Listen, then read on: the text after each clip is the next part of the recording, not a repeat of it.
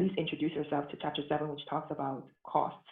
And Chapter 6 and 7 really and truly are taught together because in Chapter 6, we talked a lot about firms and production, and we talked about the isoquant, and our takeaway from Chapter 6 is that all combinations on your isoquant, all those combinations of labor and capital are combinations in which you're getting the same level of output. We talked about a short run situation where in the short run, you're able to produce, you're able to change your variable input. And when we're changing our variable input, then we'll be able to change our output in that kind of manner, and our fixed input, we're not able to change it.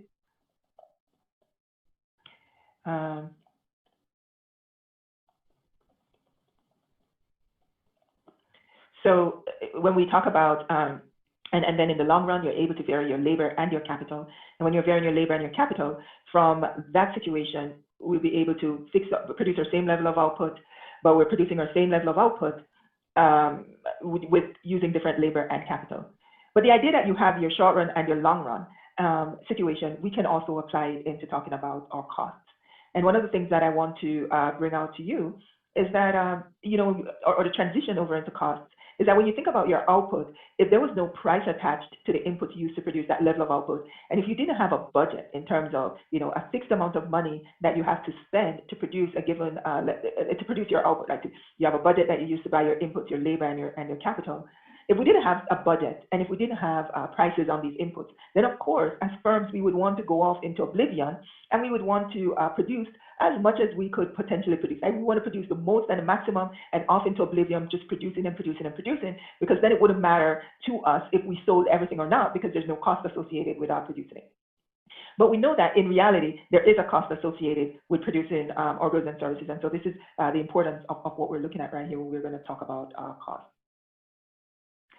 And the lead-in that I was trying to bring in was that when we're talking about costs, just as how we can talk about production in the short run and in the long run, we can also talk about costs in the short run and in the long run. But before we get onto there, the last thing that I want to tie it in is that when we looked at production and when we looked at producing our goods and services, and we were talking about being technologically efficient in producing our goods and services, here we're going to talk about being economically efficient in producing the goods and services.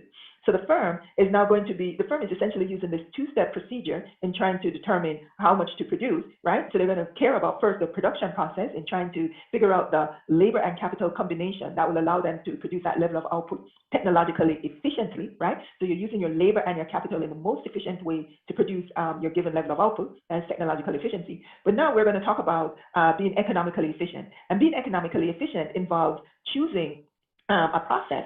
You're going to be choosing a process in which you're minimizing the cost of producing that given level of output. So here we care about economic efficiencies. I'm talking about the firm being economically efficient.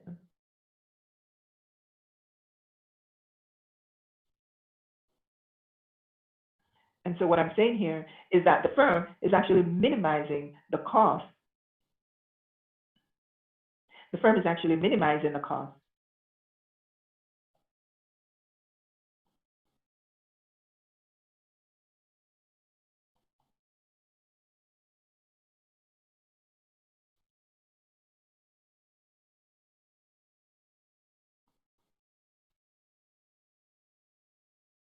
So they're minimizing the cost of producing a specified or specific level of output.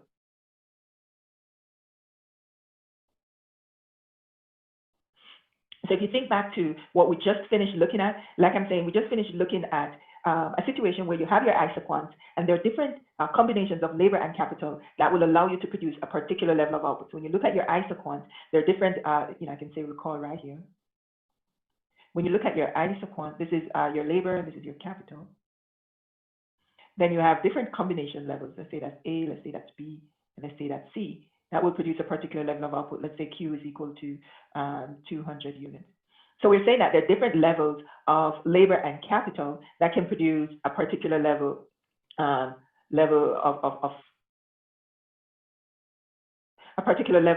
output, 200 units.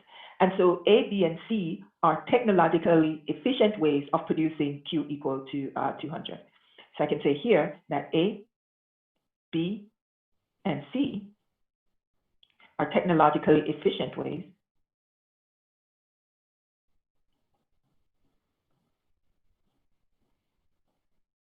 combinations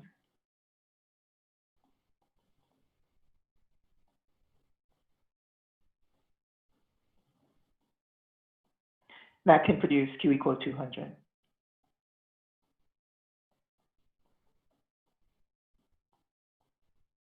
But since the firm is trying to minimize its cost, you're now going to try to be economically efficient. So the firm is going to seek to find which of those combinations is actually the cheapest, or which of those combinations will minimize their cost. So to be economically efficient.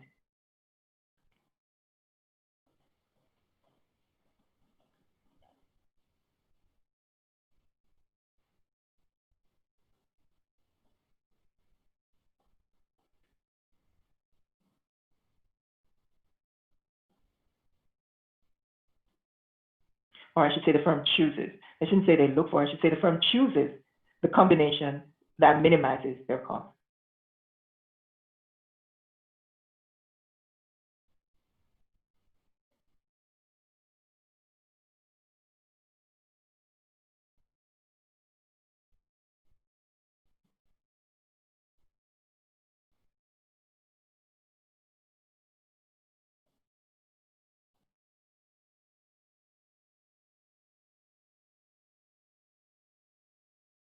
So the firm is going to look, okay, so if you remember long ago when I talked about things being economically efficient or being technologically efficient, when I say, yes, I meant to produce Q equal to 200.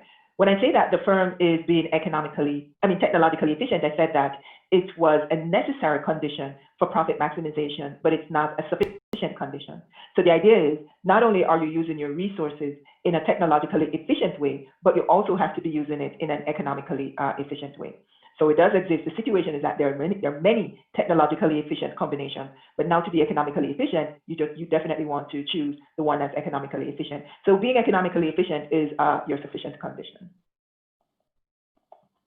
Okay. So cost becomes very important. And just to draw the parallel, if you think about when we were looking on our utility function and we were talking about maximizing utility, et cetera, remember that we had our satisfaction. We want to purchase certain goods and services, like for example, books and magazines or books and music, but we also recognize that we are constrained by our income and we are constrained by the prices of books and music. So in a similar way, the firm may want to produce a particular level of output. Let's use our nice little example of, we have a food truck, so we're producing meals, and maybe we're producing those combo meals, like you get a plate with a drink. And so we recognize that that particular food truck would like to produce as many meals as possible, but the owner, right, recognizes that he or she is constrained by the price of the inputs, the meat, the rice, or whatever else that you're putting in, and the soda, and also the price of labor, so the price of the materials, the price of labor, and also the price of capital. And the price of capital in this case could be, for example, maybe you took out a loan to get the food truck, and with the loan you're paying $300 a month. And maybe $300 a month works out to be, that's your loan payment, works out to be $1 a day, let's say, or $10 a day, I can't count. It works out to be $10 a day. So for 30 days, you're paying $10 a day. So you really can get that price down, that rental price or the price of capital down to a price per day or price per unit, however it is that you're measuring your capital. But he has this price on his capital and he has a price on his labor and he has a budget. And so given this kind of information, he's going to try to minimize the cost of producing a particular level of output. So it's a similar way of you looking at it. Now, how do we measure costs? Real quickly, I have probably about 6-7 minutes. So I can definitely talk about this in this time. So measuring costs. So how do we measure costs? Well, there are two types of costs that you could think of. We have, or two categories. We have what we call the explicit costs. And these costs include monetary out-of-pocket payments. These are direct or monetary, direct out-of-pocket payments.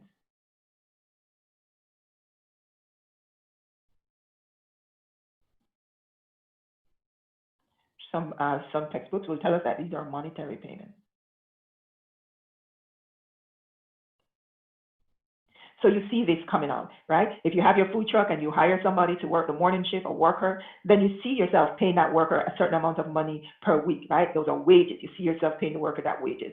If you have machinery and equipment, then you bought, or maybe you borrowed money from the bank to purchase this machinery and equipment. So now you have to pay back the bank. You see yourself making that payment to the bank, or if you rented the machinery and equipment, you see yourself making that payment. So money is leaving you. So you're writing a check or you're paying with dollars, but either way, money is leaving you. As against, and I mean, when I say money is leaving you, both ways money is leaving, but this is money you see leaving you. On the other hand, we could have what we call implicit costs. And these implicit costs are actually foregone opportunities.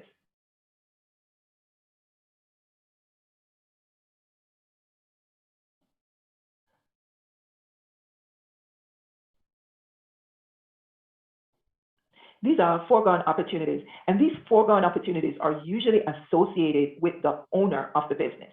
These foregone opportunities are usually associated with the owner of the business.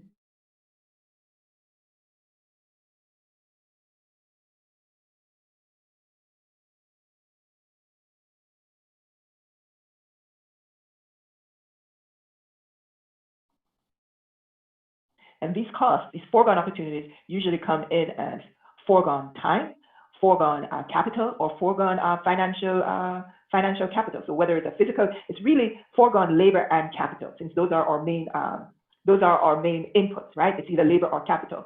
So for the owner, it's going to be his foregone labor or foregone wages, right? He could have used his time to work for someone else rather than work in his own business. So he loses out on wages, right? Like if I decide I'm going to stop this and I'm going to open my own food truck, then I'm foregoing wages that I would have earned right here. Or if I decided, if I'm working at a restaurant as a chef, I'm getting paid monthly. And so if I decide I'm going to leave that job and I'm going to open my food truck, then I'm losing wages that I would have earned had I remained at the restaurant. So we call that a foregone opportunity, foregone wages. You're not seeing the money coming out of your pocket, but you know that there's that opportunity that you could have earned some money there. So we talk about foregone wages.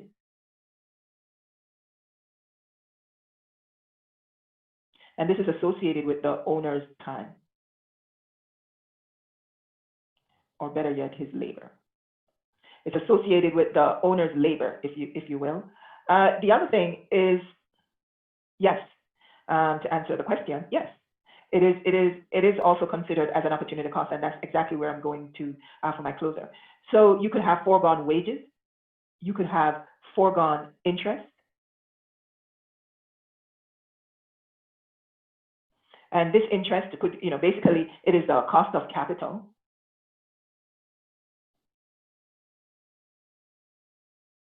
And here, the owner is using his or her funds,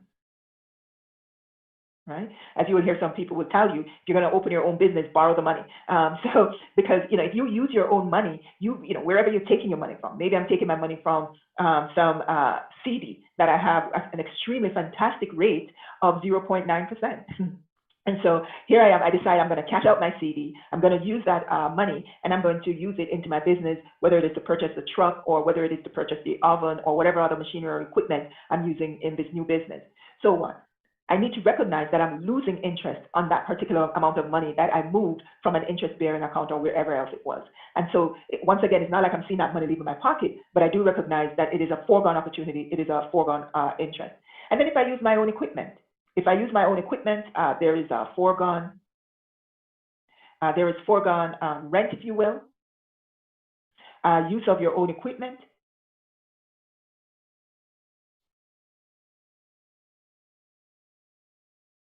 And that is, you could have rented it out, and this is also a cost of capital.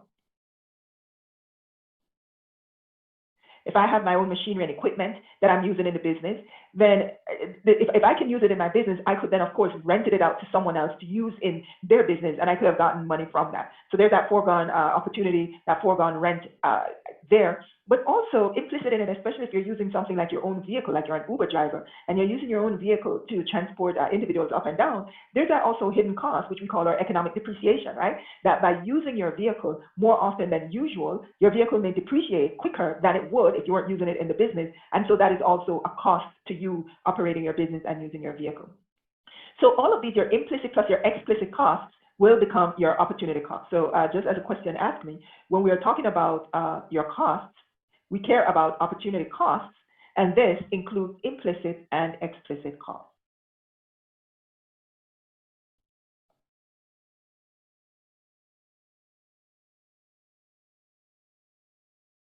And when we come back and we start to talk about when we come back and we start to get deep into costs in the short run and the long run, et cetera, everything that we talk about from here on out, we are going to be talking about, we're talking about it from an economic perspective, and we're going to talk about it as an opportunity cost rather than just saying it is an explicit cost, right?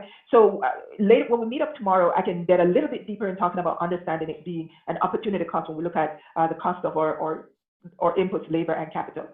The last cost I want to just add to here, though, for you to think about is sunk cost. And sunk cost really is just a past expenditure that cannot be recovered. So it is a past expenditure that cannot be recovered.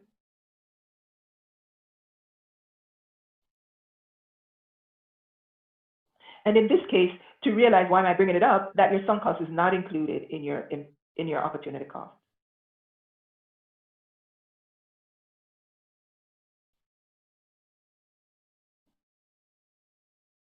So your sunk cost is not an opportunity cost. Okay.